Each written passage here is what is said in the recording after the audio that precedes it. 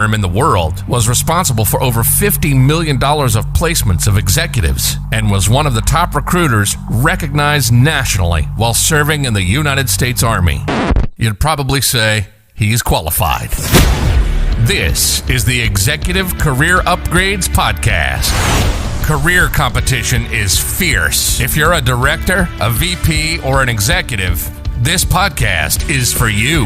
This is the Executive Career Upgrades Podcast. And this is your host, Tim Madden.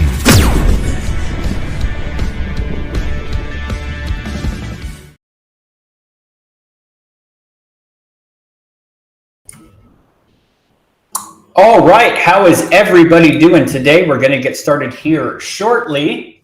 Got a great topic for you today. Hey, if you don't know me or this podcast, welcome to the Executive Career Upgrades Podcast with your host, myself, Tim Madden. Hey, and if you don't know me, I help those targeting six figures or multiple six figures land new roles quickly and everything else career advice related. Hey, we go live each week inside the Executive Career Network, which is the fastest growing career network on Facebook. Check us out. We are a little over 7,200 members now. So a couple people in there, directors, VPs, and executives across America. If you're watching the ECN, say hi below in the chat. If you're watching on LinkedIn, I believe it's streaming. I think I'm running into a couple problems. I believe it says we're live. So, hey, if you're on LinkedIn, let me know. And we also, at the conclusion of the stream, hey, we put this up to everywhere on the internet. YouTube, iTunes, Spotify, iHeart, Google Podcasts. Do me a favor. If you could leave me a review on iTunes, I'd really appreciate it. Only if you get anything of value today on this segment. It helps get the message out to others in a career search or who are considering one, or maybe those who are affected by a reduction in force, which is what we're going to be talking about today. It could be just the information they need to hear to truly help them out a lot in their career, and I'd really appreciate it. Hey, inside the ECU community, we had 8 offers come in this week so far, 50 all year. So again, as always, before we get started, if you're a director, VP, or executive, or you're targeting six figures or multiple six figures and you don't know what you're doing, you haven't been on any interviews, you've been considering it for a while, you can go over to execupgrades.com/podcast to schedule a call with our team and see if we may be able to help. Without further ado, let's get into it. Episode 29, Facing a Layoff. Here is how to respond. So I got 5 things for you. Okay. Number 1, hey, this could happen to you one day. You go into work, everything's good, and then you say you need to pack your desk and it's the last day. And 30% of the marketing department, ops department, finance department is their last day, right? So the first thing I want to go over is how to respond to it, because that's what we're talking about today. Number 1, in the moment, right? We all know the moments leading up to it, but that rarely helps us feel more prepared when the actual event comes around, right? And maybe your manager, director, CEO, COO will have to come down apologetically, right? And tell you, this is the most difficult thing I've ever had to do, or certain things are outside of their control or what have you. And at this point, you know what's going to happen next. So everyone's going to feel differently when this happens. Some people might be happy. They're like, I didn't want to work here anywhere. And some people, some will take it personally. Others will become, vengeful, and others will still feel in despair because maybe they don't have a plan. If that's you, I'm glad you listened to this podcast today. But if you can, try to channel whatever feelings you have into empathy for the person standing in front of you. Maybe they didn't want to deliver that news for you. So just remember that if it ever happens to you. You know that whoever's letting you go is probably faced with an impossible decision and forced to do something that they didn't want to. But here's an important thing to note if you're taking notes, because this recently happened to you. You will not remain unemployed forever. So why miss out on the opportunity to be remembered for maintaining a professional demeanor while bad things were going on at the company? And we'll explain why that's so important here shortly. Of course, this is the ideal situation, not always obtainable. I get it. Having complete control over your reaction in the heat of the moment is too much to ask for. Many people, probably not if you listen to this podcast though, especially if the job meant a lot to them or they're heavily reliant on their income source. But most people should be able to gain back some control as long as they follow this podcast. So after the moment, okay, so part 2, your reaction isn't just about what you do and say in the moment of the initial layoff. It's also what you're going to do in the coming weeks. Let me know in the chat if you've ever seen someone do this poorly about why they were laid off at Peloton or care.com or these other companies, people are watching you on LinkedIn, right? People are watching what you say. Okay. Hey, Robert, how's it going? Live on LinkedIn. I guess it is working. I appreciate that. But hey, what are you going to do? Are you going to approach it the right way or the wrong way? Do you suffer from confidence crisis? Do you spend all your time allowing bitterness to set in? Or do you use it as motivation to up your game, get a hold of people that can actually hire you, and find that job that you've probably wanted the past couple years? This doesn't mean that you need to latch on to some kind of toxic positivity and deny yourself, reason to feel sad or angry. You are going to feel that a little bit. Okay. But then after you feel it, move on. Okay. The time will come that you need to move on to more productive thoughts and actions for your future and your career. When you react these ways, vengefully instead of respectfully, you really sacrifice the opportunity to be remembered favorably in your past company, which could hurt you down the line, especially if you post anything on social media. If you continue to feel vengeful over a long period of time, the stakes are even higher for you because you'll become less effective at identifying and searching for the next opportunity. Why would you do that to yourself? There's only one option after that riff, right? Move on professionally and then get on your job search for your next opportunity as quickly as possible, because job searches take time. Number 3, right? Focus on the people that are most apt to help you. No one does this. You guys know recently I worked with a guy named Gary, right? Who was unemployed for 6 months, didn't check his circle of influence. And after working together, we didn't even set up, we have cool automated systems here at ECU, a big community of people that want people to succeed. A lot of ECU alumni. We have all these ways to get on interviews, right? But for Gary, he had a network, a little circle of influence that he didn't tap into, or most people don't tap into the right way. We found 3 offers inside 60 days that paid him 100 more K than his last job. And these aren't like one-off success stories, right? So one of the critical principles is that there's no point in wasting our precious energy on thinking, worrying, or spending other emotions we can't control.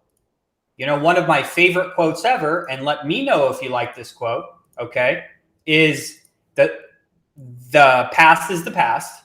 There's absolutely nothing we can do to change the past. Can I get an amen, or does someone agree with me? We can't do anything to change the past.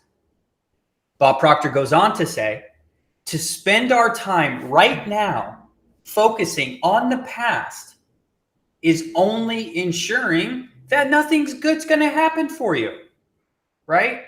If you've been listening to my previous podcast, you know that you get where you put your attention.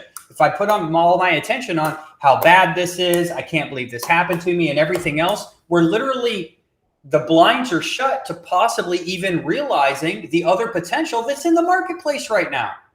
If you got hit with the riff recently, this is the best time to look for a job.